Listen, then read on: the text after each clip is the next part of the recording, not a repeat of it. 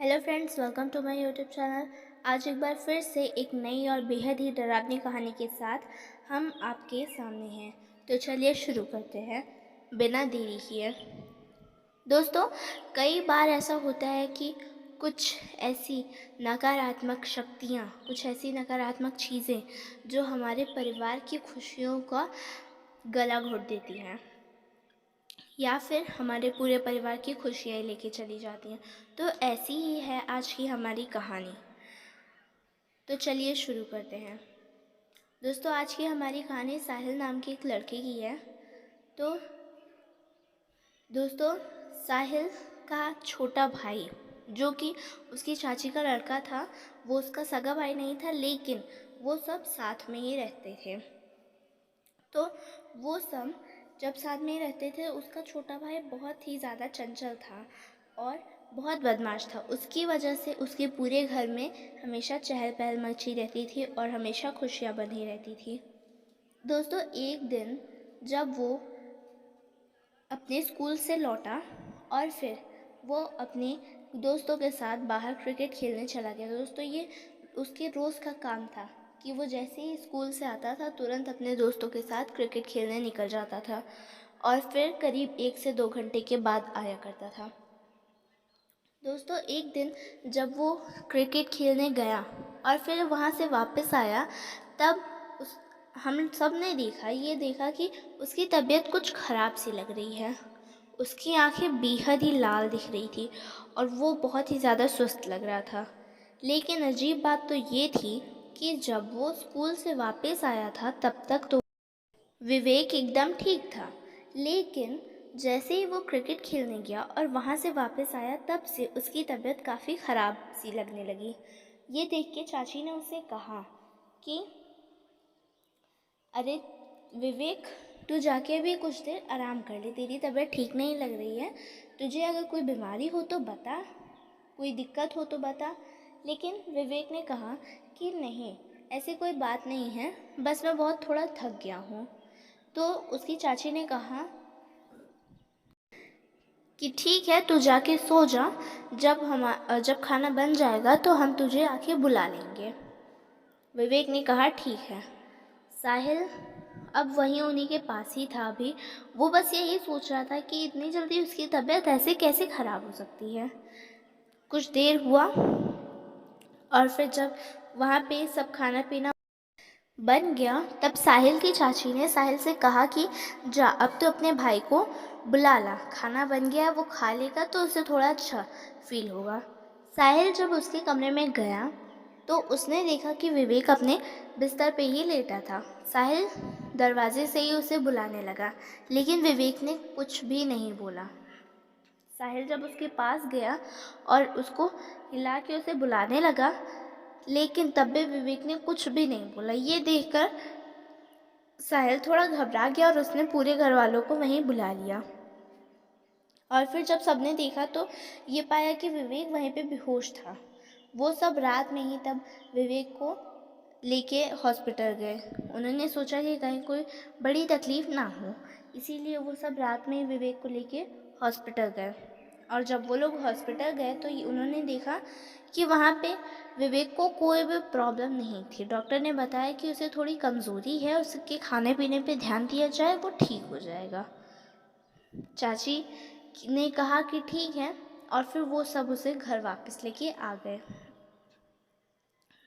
कुछ दिन बीते, लेकिन अब साहिल का खाना पीना एकदम छूट चुका था और उसकी आंखें बेहद लाल थी।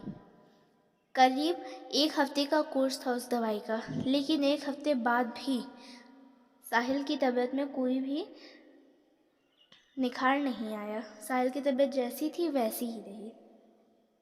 ये देखकर उसके घर वाले थोड़े घबरा से गए थे। फिर अब साहिल की चाची विवेक के साथ ही सोया करती थी। उन्होंने एक रात जब वो विवेक के साथ सो रही थी, तब फिर रात में उनकी आँख एकाएक खुली और फिर उन्होंने देखा कि उसका बेटा यानी कि विवेक दीवार के एक कोने में, उस कमरे के एक कोने में जाके बैठा है और उसका पूरा शरीर अकड़ गया है। वो बेहद ही डरावना सा लग रहा है। उसकी आंखें एकदम लाल हों, जैसे उसकी आंखों में खून भरा हो। वो बहुत ही डरावनी हंसी उनसे देख के हंस रहा था। ये देखकर उसकी चाची बहुत ही ज़्यादा घबरा जाती हैं और वहीं से चिल्लाने लगती हैं। और तभी पूरे घर वाले वहीं पे आ जाते हैं। साहिल की चाची सारी बातें उन सबको बताती हैं। तब वो लोग देखते हैं, फिर साहिल को वो उठा के बिस्तर पे लिटाते हैं और फिर उस पूरी रात सभी घर वाले वहीं पे रह जाते हैं। दोस्तों, अब साहिल की तबीयत कुछ ज़्यादा ही ख़राब रहने लगी थी, लेकिन उसकी चाची को ये अब विश्वास हो गया था कि उसके ऊपर कोई ऊपरी प्रेतात्मा है। लेकिन उसके चाचा को इन सब चीज़ों पे बिल्कुल भी भरोसा नहीं था, इसीलिए उन्होंने इन सब चीज़ों के बारे में सोचने से सबको मना कर दिया। और अब साहिल के और उसके चाचा चाची तीनों लोग अब विवेक के साथ उसके कमरे में सोया करते थे, क्योंकि वो नहीं चाहते थे कि दोबारा कोई भी ऐसी घटना हो। एक दिन फिर करीब 1 से 2 दिन बाद विवेक साहिल को नींद नहीं आ रही थी और वो वहीं कुर्सी पे बैठा हुआ था और अपना फ़ोन चला रहा था। तभी उसे ऐसा महसूस होने लगता है कि उसके पीछे कोई तो खड़ा है।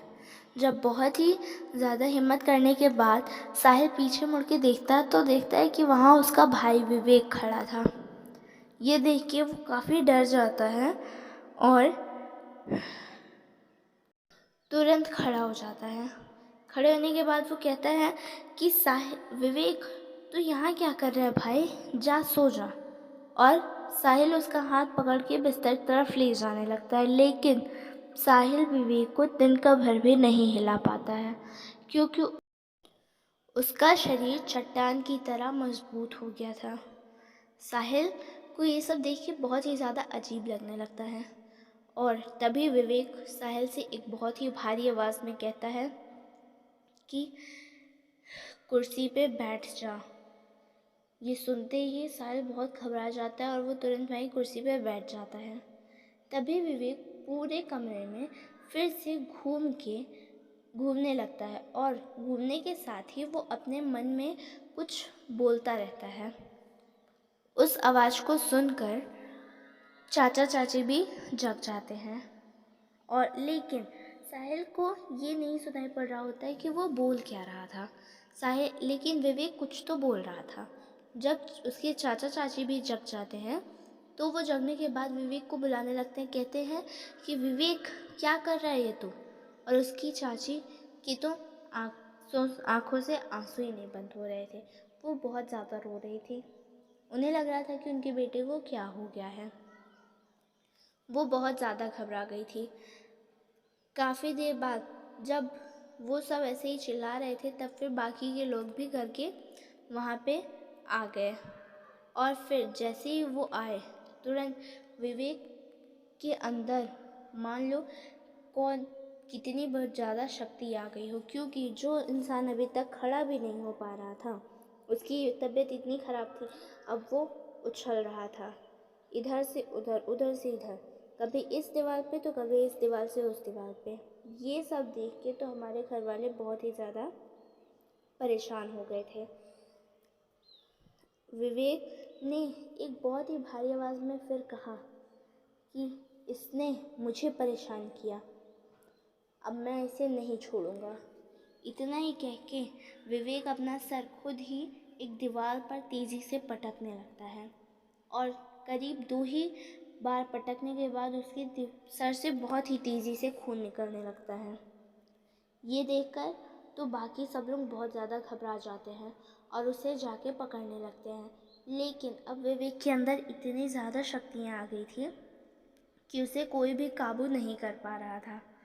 और फिर थोड़ी देर बाद ही विवेक खुद ही वहीं फर्श पे बेहोश हो गया। ये देखते ही फिर सभी लोग गए और उसे उठा के बिस्तर पे लिटाया।